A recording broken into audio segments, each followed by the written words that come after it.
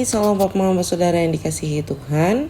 Selamat bertemu dan berjumpa kembali. Oleh kasih dan penyertaan daripada Tuhan, saya senantiasa berharap Bapak Mama Saudara semua dalam keadaan sehat walafiat dengan penuh rasa syukur kepada Tuhan.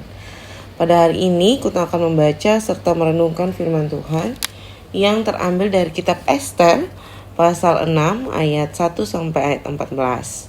Sebelum membaca serta merenungkan firman Tuhan, saya mengundang kita menyatukan hati dan pikiran di dalam doa. Kita berdoa.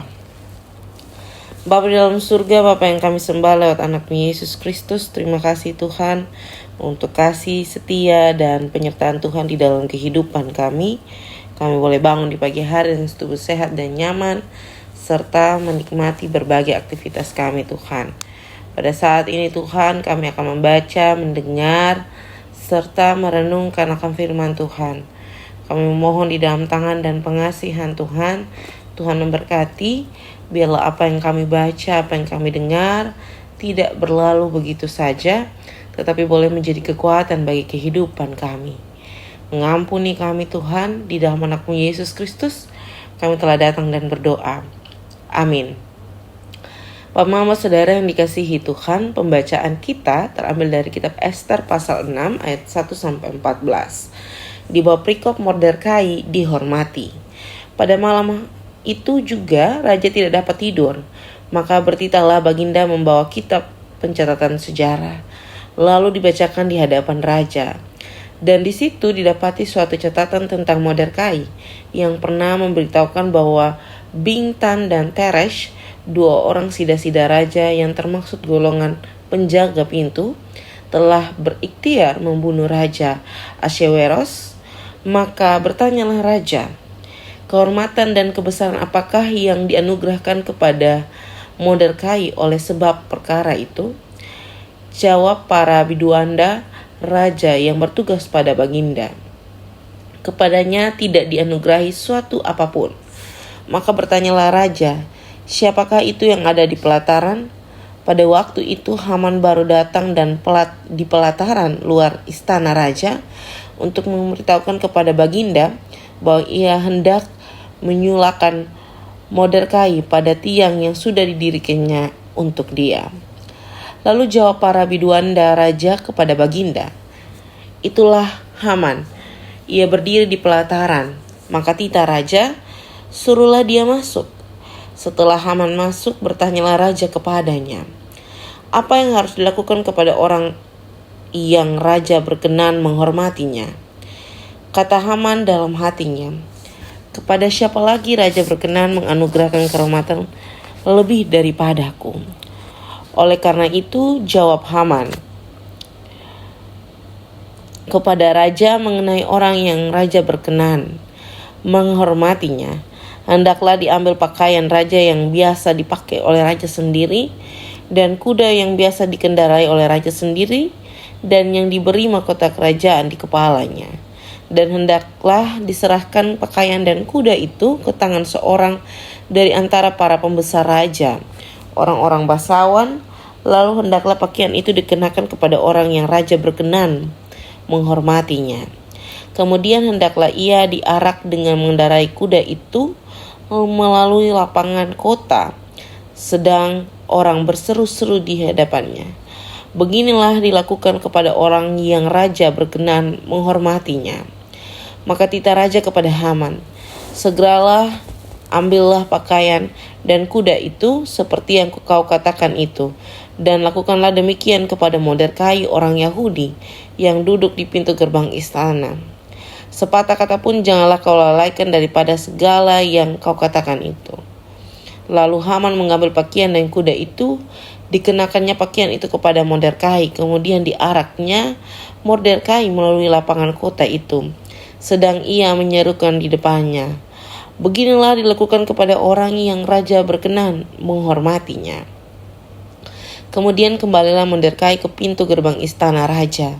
Tetapi Haman bergesa-gesa pulang ke rumahnya dengan sedih hatinya dan berselubung kepalanya.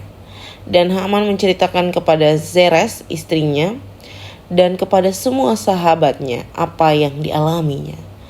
Maka kata para orang arif bijaksana dan Sheresh, istrinya kepadanya, "Jikalau Mordekai yang di depannya engkau sudah mulai jatuh adalah keturunan Yahudi, maka engkau tidak akan sanggup melawan dia. Malahan engkau akan jatuh benar-benar di hadapannya." Selagi mereka itu bercakap-cakap dengan dia, datanglah sida-sida raja itu, lalu mengantarkan Haman dengan segera ke perjamuan yang diadakan oleh Ester. Demikian jauh akan firman Tuhan yang dikatakan berbahagia adalah setiap kita yang tidak hanya membaca, mendengar, tetapi mau melakukan di dalam kehidupan kita hari lepas hari. Shalom Bapak Mama Saudara yang dikasihi Tuhan. Hari ini kita kembali diajak membaca kitab Ester yang dilanjutkan kepada ayat pasalnya yang ke-6, ayatnya yang pertama hingga ayatnya yang ke-14. Di dalam kitab ini menunjukkan bahwa Allah bekerja bahkan ketika kita tidak menyadarinya. Kita dapat melihat itu dalam pembacaan kita pada pagi hari ini. Pada malam ketika raja tidak dapat tidur, ia membaca kembali catatan kerajaan dan menemukan bahwa Mordekai ini pernah menyelamatkan nyawanya. Tetapi Mordekai belum pernah menerima penghargaan. Di saat yang sama juga Haman datang dengan niat jahatnya untuk meminta izin menggantung Mordekai. Lalu kita dapat melihat bahwa Allah membalikkan keadaan. Haman yang berniat menghancurkan justru harus menghormati Mordekai yang ingin ia binasakan. Kisah ini mengajarkan kepada ketong bahwa apa yang ketong tabur kepada seseorang tuh pada waktunya akan menghasilkan buah. Mordekai menaburkan kebaikan, kesetiaan, keberanian, dan tanpa mengharapkan balasan. Walaupun kebaikannya sempat terlupakan oleh manusia, Allah tidak pernah melupakannya. Sebaliknya, ketong melihat Haman nabur kesombongan, iri hati, kejahatan, dan sebagainya. Bahkan ketong bisa melihat bahwa ia merancangkan kehancuran bagi orang lain. Tetapi rancangan itu menjadi awal dari kejatuhan dirinya sendiri. Bapak Mama Saudara yang dikasihi Tuhan, firman Tuhan mengingatkan ketong untuk tidak lelah berbuat baik. Dunia ini mungkin tidak selalu menghargai ketumpung kebaikan. Bahkan terkadang kejahatan tampak lebih cepat berhasil. Tapi saya mau bilang bahwa Allah adalah hakim yang adil. Ia melihat setiap tindakan, setiap pengorbanan, dan setiap hati yang tetap setia melakukan yang benar. Percayalah pada waktu Tuhan itu, Tuhan sanggup mengangkat orang yang rendah hati dan mempermalukan kesombongan. Karena itu saya mau mengajak Bapak Mama Saudara sekalian, mari ketong terus memilih menabur kebaikan dalam perkataan, sikap, pengampunan, dan kasih kepada sesama.